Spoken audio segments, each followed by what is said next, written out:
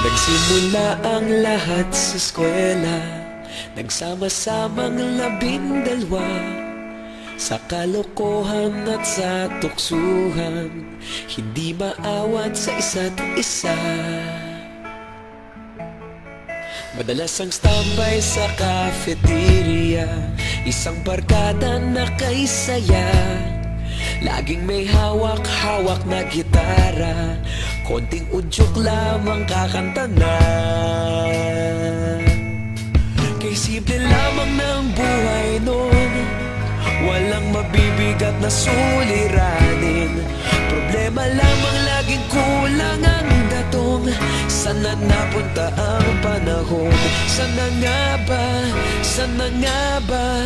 Sana napunta ang panahon? Sana nga ba? Sana nga ba? Sana napunta ang panahon? Sa unang ligaw kayo'y magkasama, magkasabwat sa pambobola. Walang sikreto kayong tinatago, okay sarap ng samahang barkada.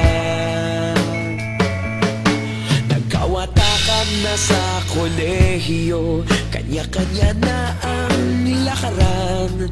Kahit minsan na lang kung magkita, pagkakaibigay hindi nawala. At kung saan na napadpad ang ilan, sa dating eskwela meron din naiwan. Meron pa ng mga ilang nawala na lang, nakakamiss ang dating samahan. Sana nga ba? Sana nga ba? Sana nga bang barkada ngayon? Sana nga ba? Sana nga ba? Sana nga bang barkada ngayon?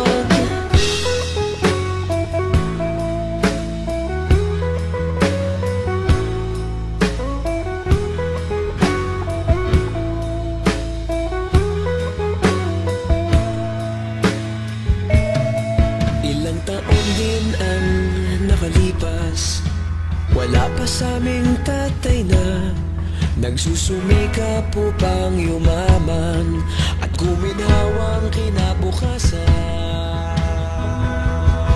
Paminsan-minsan kami nagkikita, mga naiwan at natira. At gaya nung araw namin sa eskwela, pag magkasama'y nagwawala. Napakahirap malimutan ang saya ng aming samahan. Kahit lumipas ng ilang taon, magkabarkada pa rin ngayon. Magkaibigan, magkaibigan, magkaibigan pa rin ngayon. Magkaibigan